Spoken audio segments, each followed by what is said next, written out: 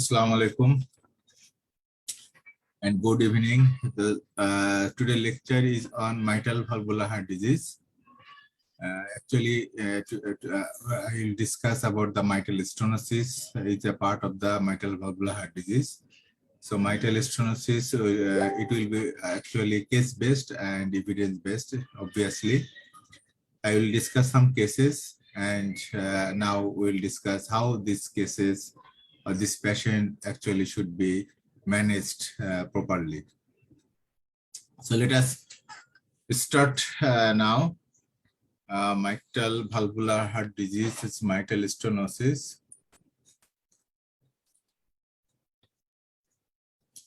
So my first case is a 17 years old lady present with shortness of breath on exertion, increasing in intensity for last 2 months. On examination, she is dyspneic, pulse 105 per minute, regular, blood pressure normal, respiratory rate 28 beats per minute.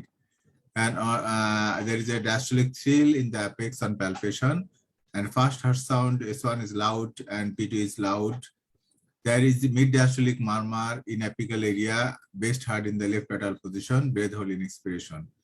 And ECG sinus tachycardia shows chest X-ray shows there is a staining of the leg border as well as the double right border. Echocardiogram shows moderate mitral stenosis with mild pulmonary hypertension. Patient being treated with medical treatment, she is doing well. So what we learn from this case scenario, there is a young patient, she is about 17 years old lady, and a patient, as the patient is diagnosed by echocardiography as the mitral stenosis in moderate amount. So how a patient actually present with a case of mitral stenosis. So the presentation is like that. The patient actually present with shortness of breath on exertion. And usually this shortness of breath on exertion is usually increasing in intensity due to there is increasing with exertion, the intensity of the shortness of breath is also increasing. So, and it is gradually increasing over the period. So the patient has shortness of breath and this increasing in intensity for the last 2 months. And on examination, what actually we get from a patient with mitral stenosis, that is patient is obviously a little bit dyspneic and he is tachycardic and blood pressure may be normal. There is a diastolic thrill actually in the apex and faster sound we get loud and P2 is palpable actually. And there is a mid-diastolic murmur in the apical area, best heart in left lateral position, breath hold in expiration. And on X-ray, what actually we get from the X-ray of a patient with mitral stenosis, usually we get there is a staining of the left border. And I will discuss it in details later on. And there is a mild pulmonary hypertension.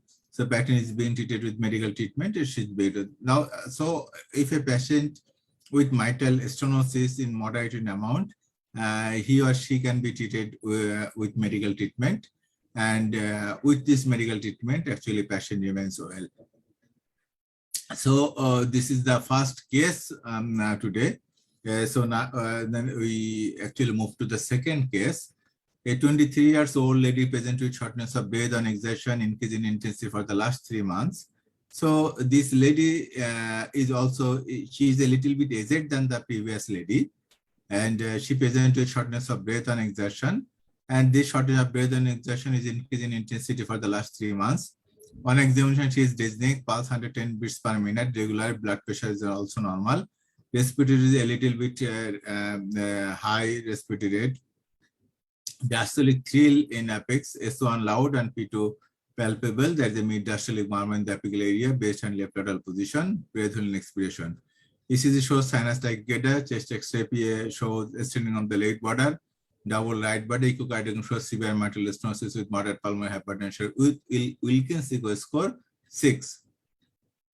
So here, the patient on echocardiography, we have found that this patient has got severe mitral stenosis, and this severe mitral stenosis along with moderate pulmonary hypertension, and patient is symptomatic. and his Wilkins echo score is 6. So this patient actually treated with PTMC, that is Parkinson's transluminal mitral commissurotomy. These are the intervention procedure, and with this intervention procedure, what actually we do? We actually do that is there is a mitral, there is a opening of the mitral valve area is actually increased by balloon. Actually, there is a PTMC, as it is said, Parkinson's transluminal mitral commissurotomy. So commissure actually they are splitted. The commissures of the valve are splitted by the balloon and procedure. And there is an increase in the area of the mitral valve, so the mitral stenosis actually relieved, and patient symptoms, that is shortness of breath and exertion, actually improved by this procedure, PTMC, and she is doing well. So in the first case, we treat the patient a case of mitral stenosis, moderate in amount, treated by medical treatment, and in the second case, the patient with mitral stenosis in severity, in intensity, and with moderate pulmonary hypertension, as the patient has symptoms. So she is treated with PTMC, that is intervention procedure, and she is doing well. So this is the third case. A 13 years old lady presented with shortness of breath and exertion for the last 10 years. Increasing in intensity for the last 3 months. She was treated with anti-asthmatic drug. Actually, this patient was treated as like asthma because she is presented with shortness of breath, and his physician, and actually without any proper investigations, and this lady was being treated by inhalers and other anti-asthmatic medications. And when the patient came, we found that she has shortness of breath, and she is dyspneic, pulse 130 beats per minute, and irregular in nature. Blood pressure 110/80 milligram mercury, respiratory rate is raised, that is 31 beats per minute. And as diastolic thrill in the apex, fast heart sound is soft, P2 is palpable. Mid-diastolic murmur in the apical area, best heart in left lateral position, breath holding express. That is, there is a features of mitral stenosis. ECG shows atrial fibrillation. So here, as pulse is irregular, so by ECG we get that there is a atrial fibrillation in the ECG. And chest X-ray shows there is a cardiomegaly. There is a strengthening of the left border. There is a double right border, and echocardiogram shows severe mitral stenosis with mild mitral regurgitation, with moderate pulmonary hypertension, with Wilkins echo score 8. Patient under PTMC, she is doing well. This patient, what is the difference between the third case and this case? This lady is a little bit aged than the previous, that is case 2, and her pulse is irregular, and we found there is atrial fibrillation in the ECG. This atrial fibrillation actually is the complications of the long-standing mitral stenosis. Actually, if a patient is not properly treated, she may have atrial fibrillation. Even this patient may present with the complications of the atrial fibrillation, also like many features of thromboembolism. Due to a stroke, or there is a limb ischemia, or any other features of thromboembolism, where there is a thromboembolism occurs with these symptoms. Actually, this patient may present. And severe mitral stenosis with mild MR with moderate pulmonary hypertension patient. This patient is also severe mitral stenosis with atrial fibrillation, actually with moderate pulmonary hypertension. And Wilkins echo score a little bit that is high than this last cases. That is case 2. Echo score is 8.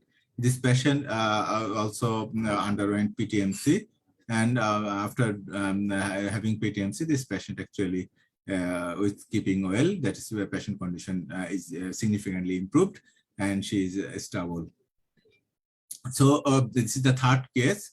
Here, this patient with mitral stenosis presented with the atrial fibrillations and with shortness of breath also. As there is a severe mitral stenosis, so this patient was being treated with PTMC, and that is intervention treatment also. And this patient also got mild MR. So mild is MR with mild MR, if a case with mitral stenosis, PTMC can be done.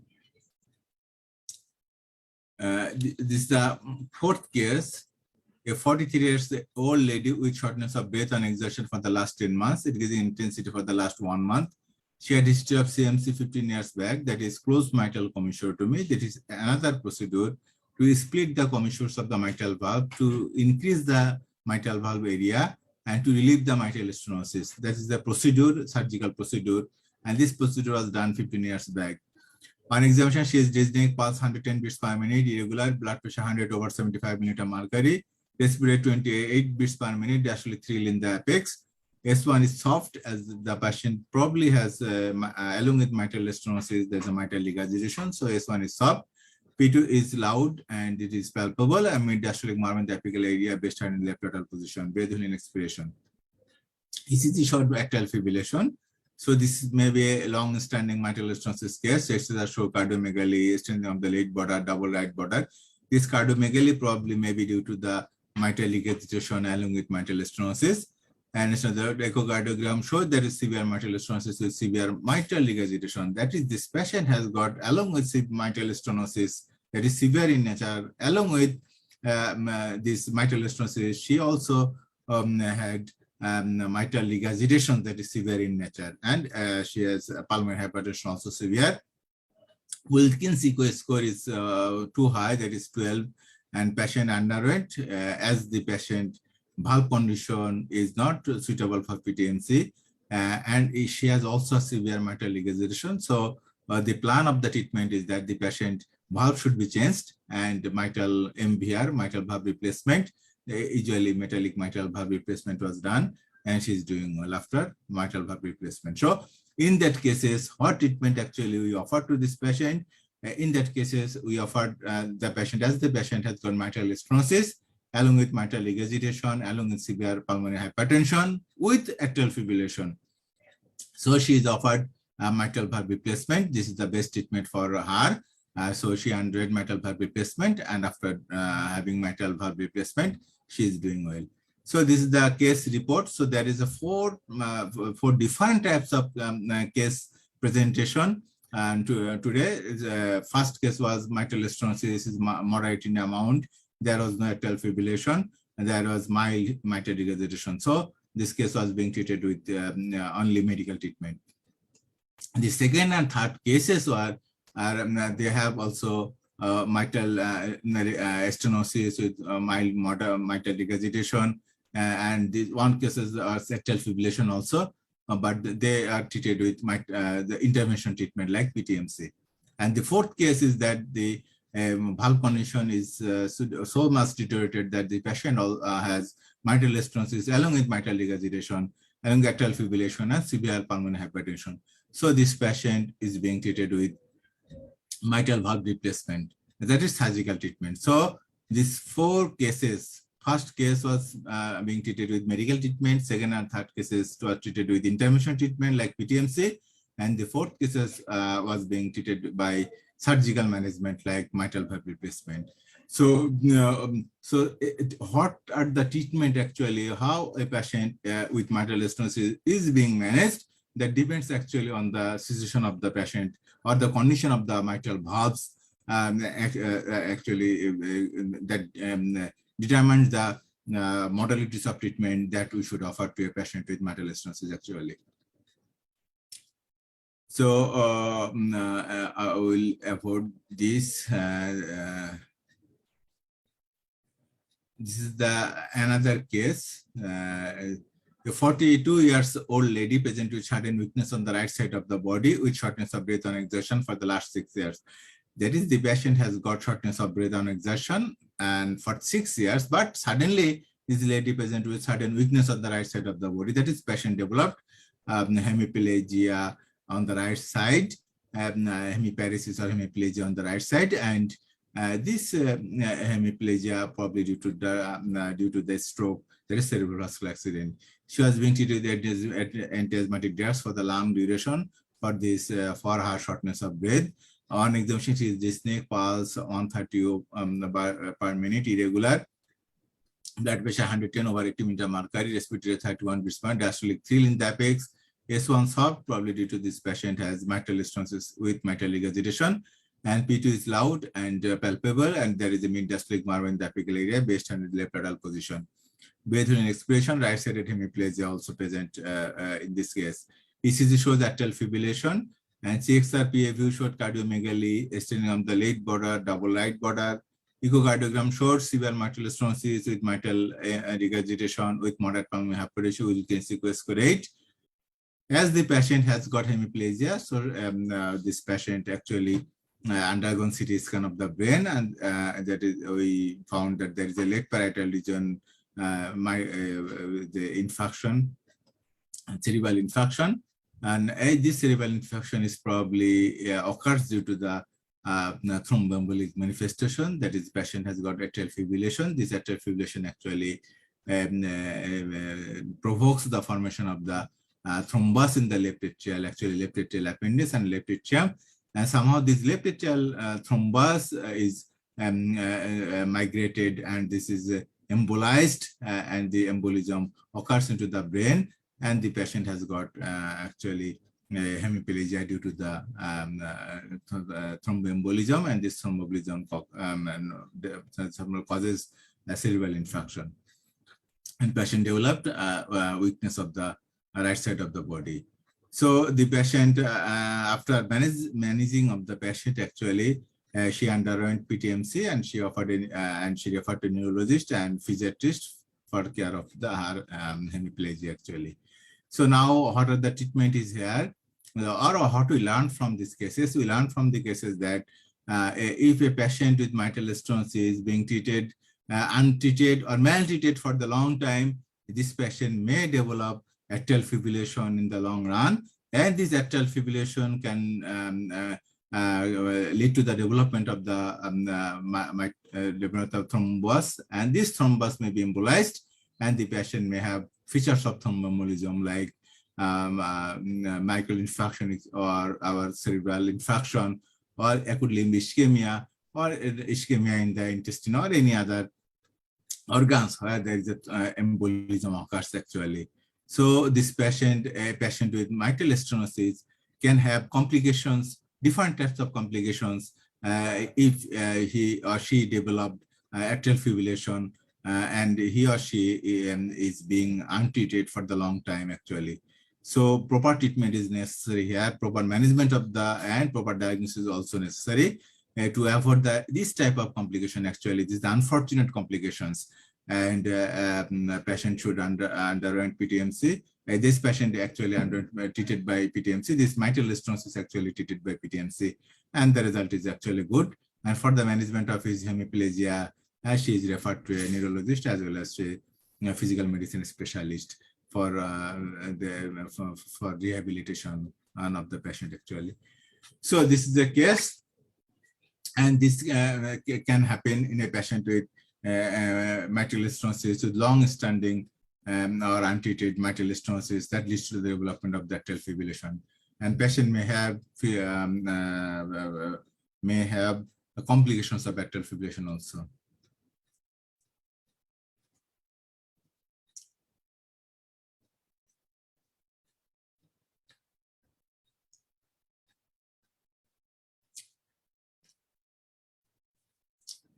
And this is the another case that is long-standing mitral stenosis that can lead to the development of the congestive cardiac failure also. Even liver cirrhosis can happen. So a 44 years old lady presented with shortness of breath on exertion, swelling of the abdominal legs. That is, there is a ascites and edema also. She has been treated with antiasthmatic drugs for the long time. On examination, she is dyspneic, pulse 110 beats per minute, irregular, normal, respiratory 30 beats per minute, diastolic is present. S1 loud, P2 loud, and means actually murmur in the apical area based on left lateral position. Breath hole in expiration, ascites in abdomen, and hepatomegaly. That is, patient developed ascites, and also there is a hepatomegaly due to the congestion of the, due to the congestive cardiac failure actually. JBP raised, ECG sinus tachycardia, chest X-ray showed sternum the left border, double right border, echocardiogram, severe mitral stenosis, severe pulmonary hypertension with Wilkins score 8. Now, so she was diagnosed as congestive cardiac failure with pulmonary hypertension due to mitral stenosis. Patient treated conservatively and later on under PTMC, she is doing well. That is, patient may develop congestive cardiac failure or heart failure or right-sided heart failure due to long-standing mitral stenosis if not properly treated. And so this is one of the complications also due to long-standing untreated mitral stenosis. So as long-standing mitral stenosis has the complication like atrial fibrillation, so congestive cardiac failure is also a complication. So we get the features of congestive cardiac failure in a patient. This patient had that. The patient developed rage JPV, this patient developed ascites, this patient developed ankle edema, and this patient actually have tender hepatomegaly also. So these are actually the features of congestive cardiac failure, and it is due to the long-standing untreated mitral stenosis that actually leads to the development of the congestive heart failure. So in a patient with mitral stenosis can have congestive cardiac failure.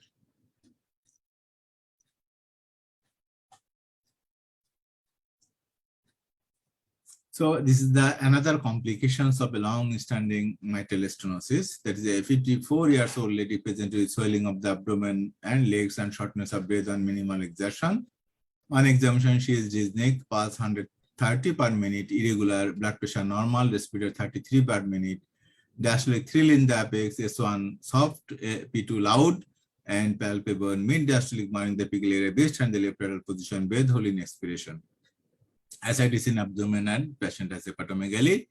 JVP raised, ECG shows sinus tachycardia, chest X-ray, cardiomegaly, and echocardiogram showed there is a valvular cardiomyopathy. That is, there is a due to long-standing mitral stenosis, this patient developed valvular cardiomyopathy. That is, his ejection fraction, her ejection fraction is less than 25%.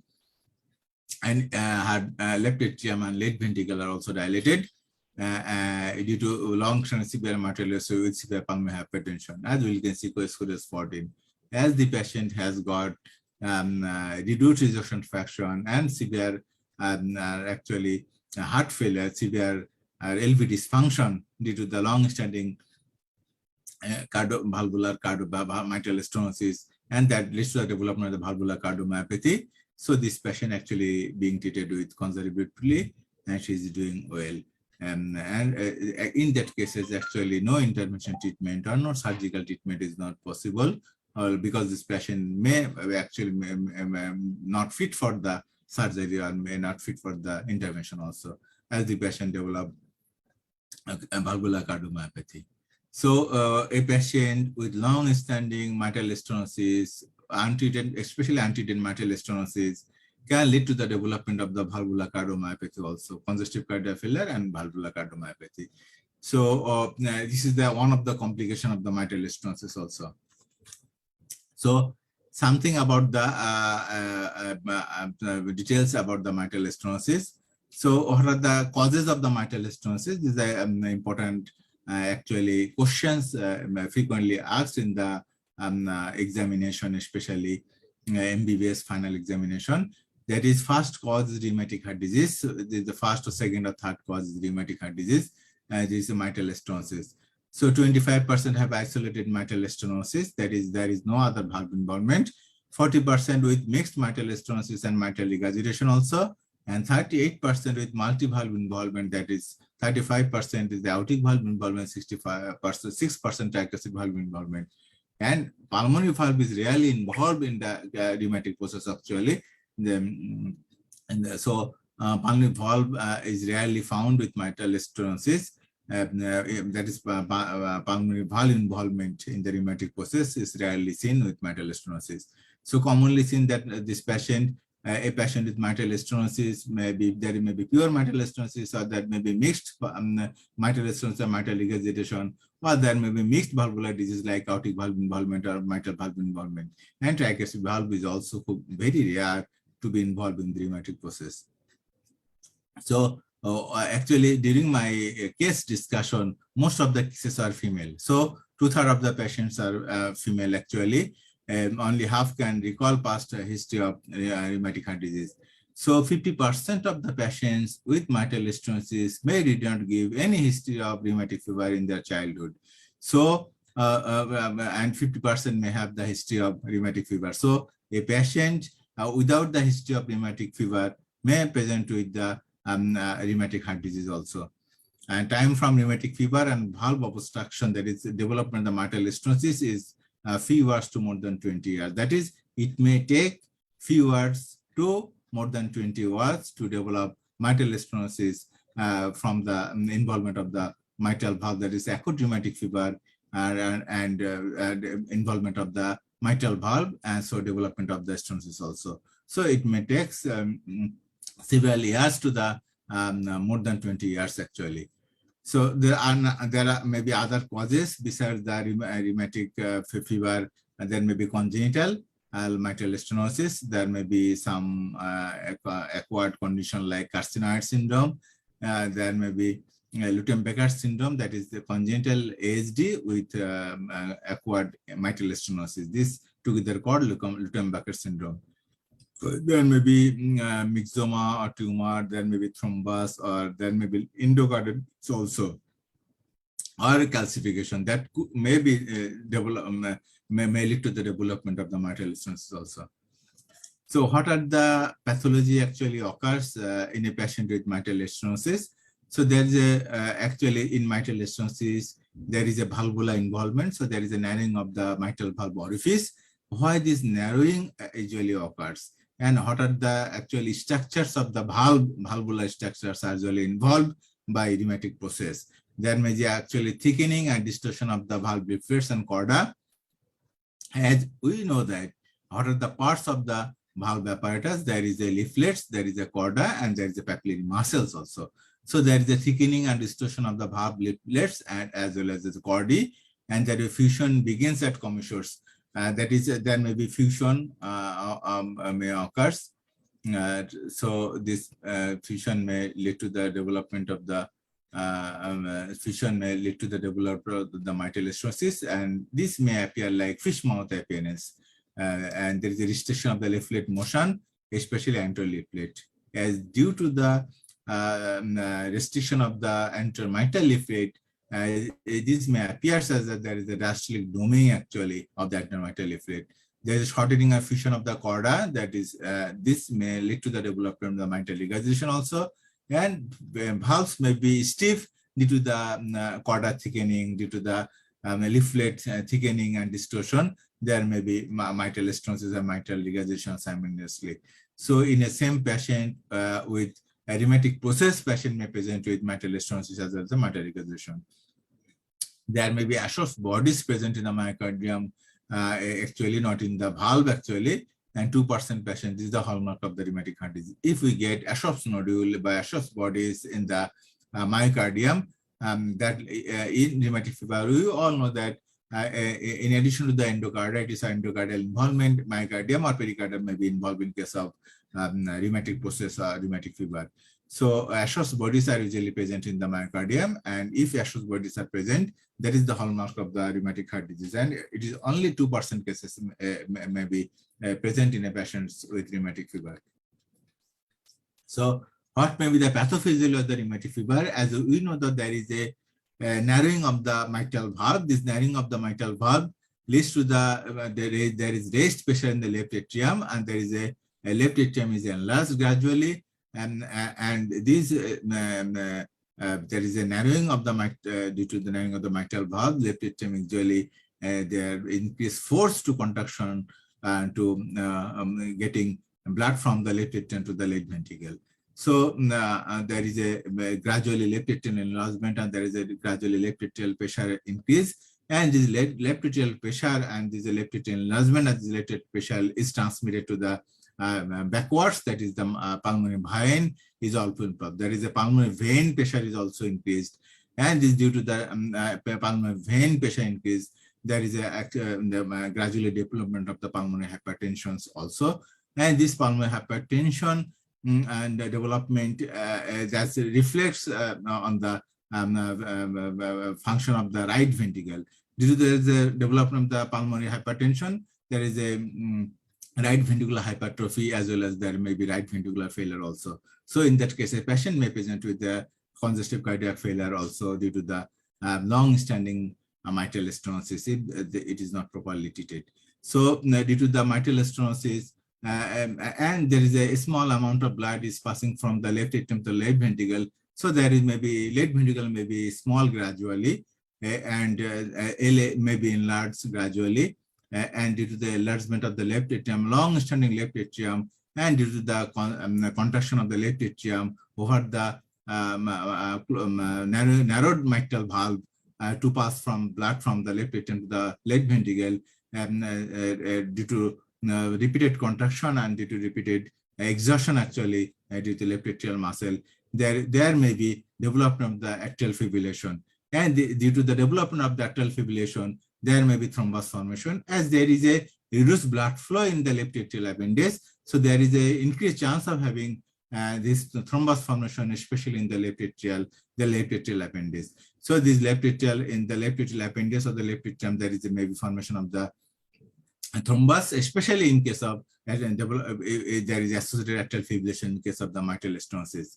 So this may be complications.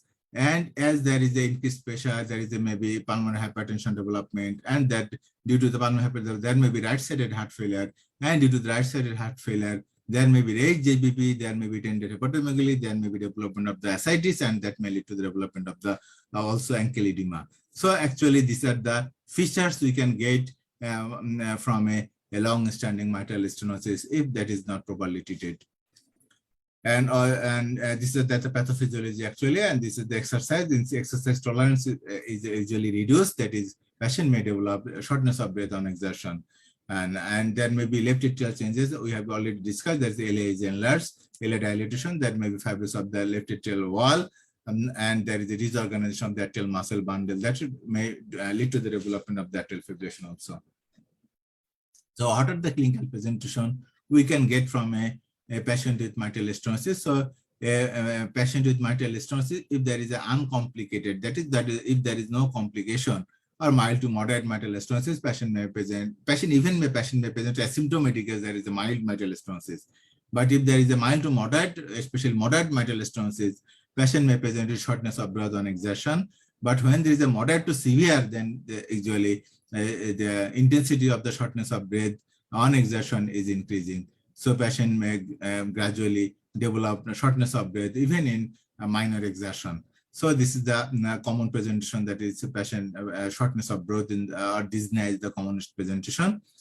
And when there is a long-standing mitral stenosis is not properly treated, so in that cases, if there is LA enlargement, LA dilatation, as well as there is LA fibrosis, left atrial fibrosis, then may to the development of the atrial fibrillation also. This atrial fibrillation may lead to the development of the left atrial thrombus, and the left atrial thrombus may be dislodged, and that left atrial thrombus may be thromboembolized, and this embolism may goes to the brain, that may lead to the stroke or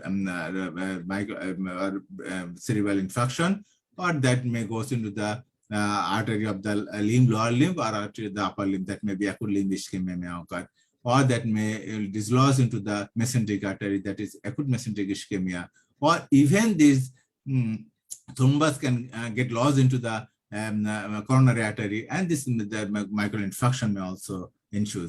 So these are the complications. And if there is a long-standing mitral stenosis, there may be pulmonary hypertension, even due to the pulmonary venous as well as arterial hypertension development. This may lead to the development of the hemoptysis. Also, patient may present with hemoptysis in a case of mitral stenosis, long-standing mitral stenosis.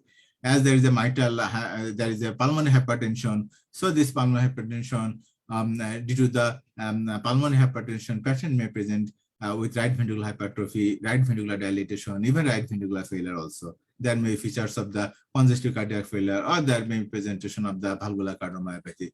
So these are the all type of complications that may ensue in a patient with mitral stenosis if not treated properly. And usually this is this takes a long duration actually.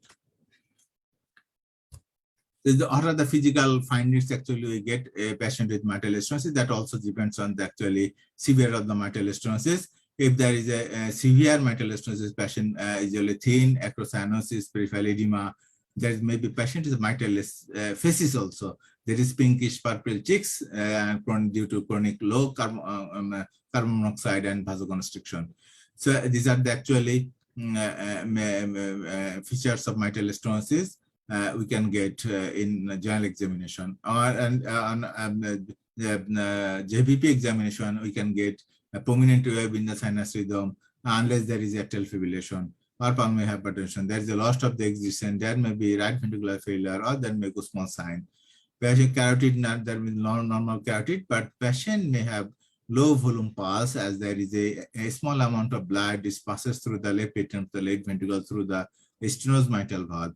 So pulse volume may be low, even in the carotid artery you can feel, or in the radial pulse you can feel there is a low volume pulse.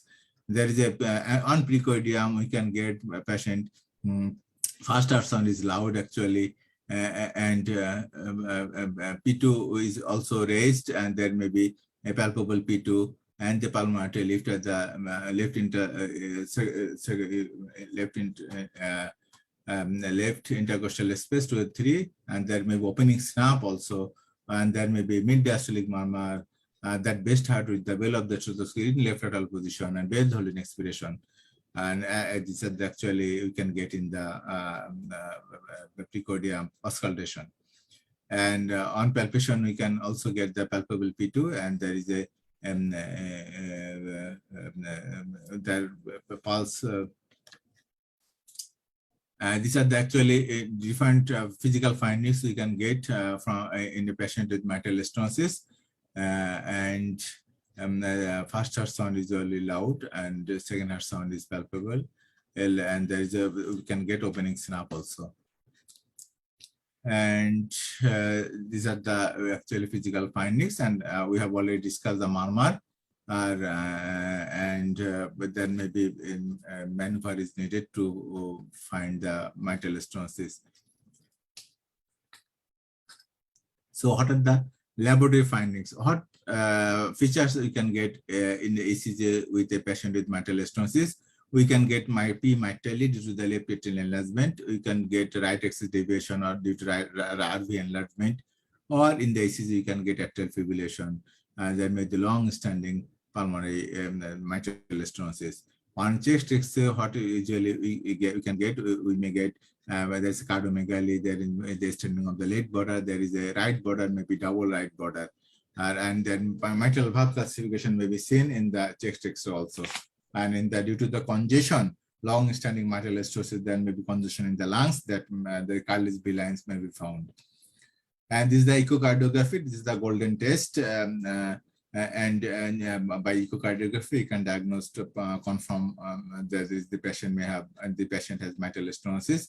And we can get the severity also. We can see the valve morphology, and we can also confirm the type of management actually the patient should get.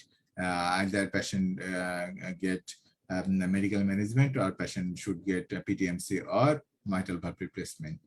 On echocardiography, we can see the mitral valve condition. We can diagnose the patient may have mild, moderate, or severe mitral stenosis. Pulmonary hypertension can be diagnosed. Severe of the pulmonary hypertension can be seen in a case of by echocardiography also.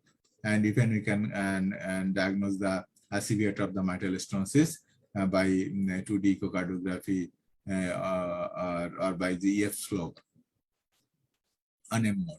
So how actually a mitral stenosis is classified? Mitral stenosis is classified by mild, moderate, or severe, when we will actually see called the mild mitral valve or a severe mitral stenosis.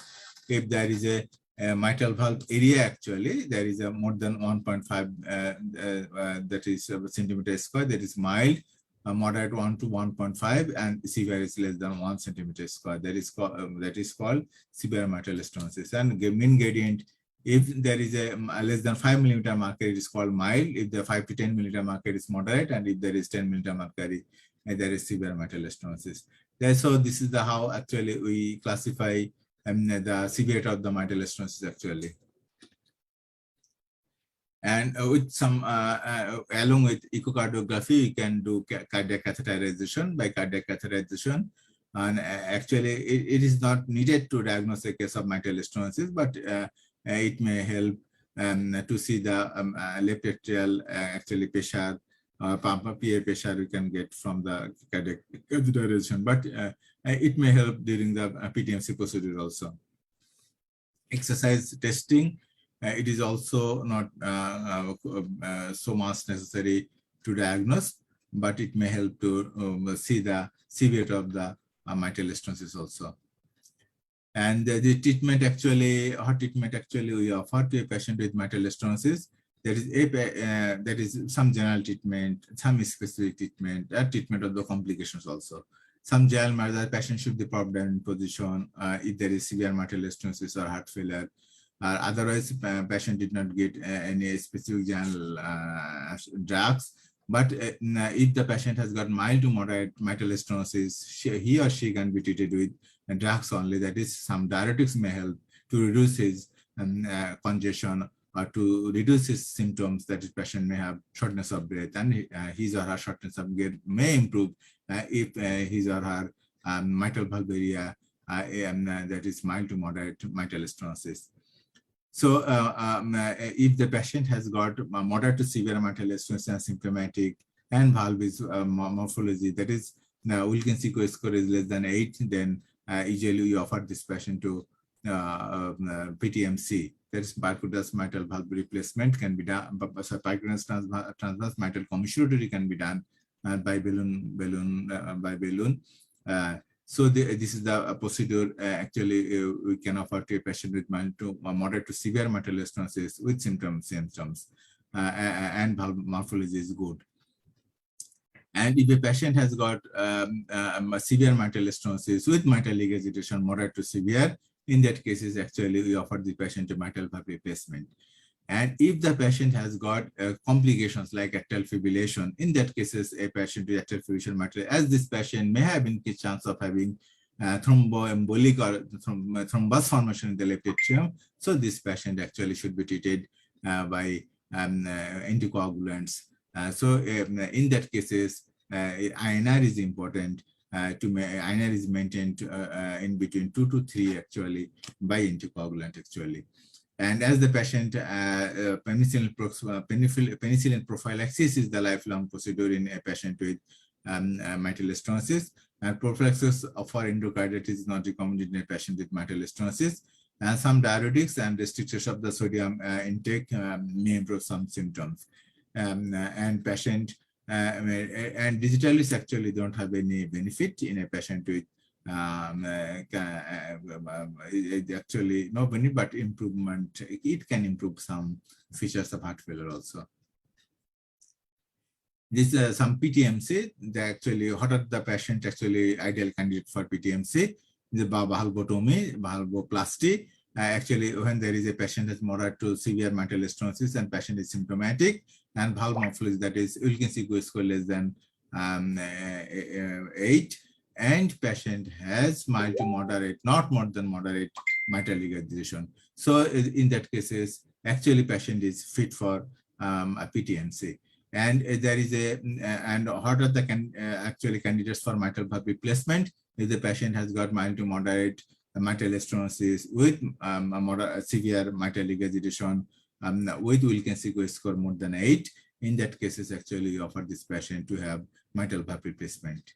So these are the actually treatment, and these are the how Wilkins score actually we done. We see actually liquid mobility, valve thickness, subvalvular thickening, and valvular calcification. So by seeing actually this the 4 points, we usually do the scoring. That scoring is called the Wilkins score.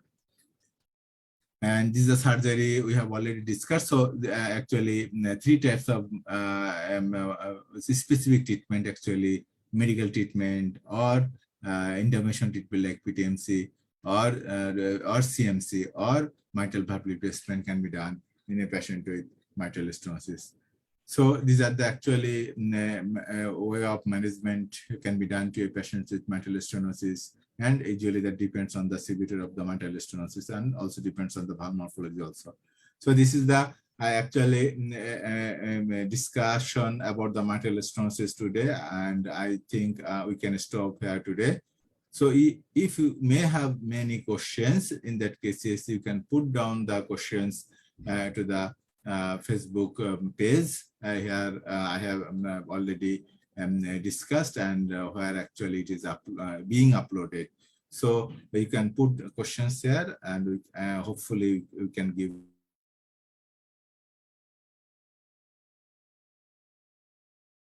In the next class, we can discuss about the mitral regurgitation. That is one of the another common conditions, and is the valvular conditions of the mitral valve. For the next class, we hopefully will attend the next Sunday. Actually, we may have the next class. Thank you very much for the patient sharing. So we can stop here today.